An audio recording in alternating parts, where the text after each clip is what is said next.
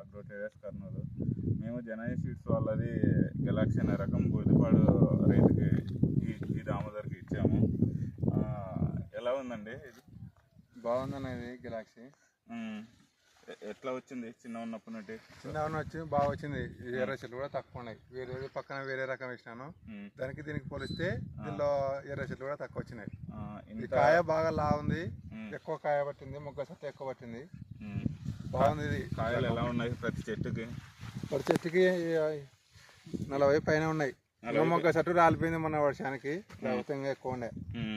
బాగుంది. ఇంత వాతావరణము ఇంత బ్యాడ్ ఉంది కదా, ఎల్నినో ఎఫెక్ట్ ఉంది, అయినా కూడా ఎలా ఉంది అనిపిస్తుంది? బాగుంది అన్న ఇదైతే రకం. ఫస్ట్ మీరు చెప్పినప్పుడు నమ్మలే నేను, మీరు మీ మాట నమ్మక నేను కొంచెం తెచ్చుకున్నా, ఎక్కువ తెచ్చుకోలే. 2 బ్యాగులే అట్లా. ఇప్పుడు ఇంత వాతావరణం ఇంత ఎఫెక్ట్ అయినా కూడా 4 అడుగులు పెరిగింది చెట్టు. వేరే రకాలు అంత కనిపిస్తలేదు నాకు. బాగుంది అన్న ఇదైతే.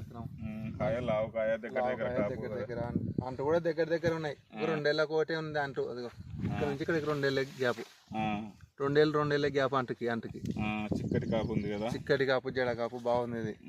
దాదాపు 50-60 కాయ కనిపిస్తుంది నాకు మొత్తం ఇటు వరకు లెక్కేస్తాయి ఇప్పటికే. మొగ్గ సట్టు కూడా మన వర్షానికి సంగనూట రాలిపోయిన లేకపోతే దాన్ని ఉండేది దీంట్లో. ఒక వాన పడింటే హైట్ 6 అడుగులు వస్తుండే కదా ఈజీగా. కాయ కూడా బాగా ఉంది, బాగా రకం ఉంది అన్న. మంచి విత్తనం ఇది. ఇది వేసుకోవచ్చా ప్రతి రైతు? వేసుకోవచ్చు అన్న, ఖచ్చితంగా వేసుకోవచ్చు.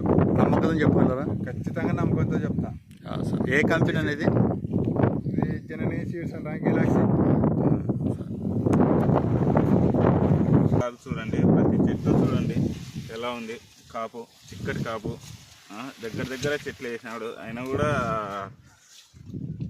కాపు చూడండి. లావు కాయ, దగ్గర కాపు, దగ్గర కనుపులు. ఇక్కడ కూడా ఇంటర్నల్ డిస్టెన్స్ దగ్గరనే కాయకి. ప్రతి చెట్టు చూడండి.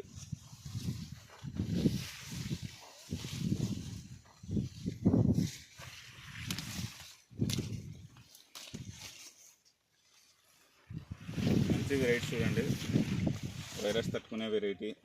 నేను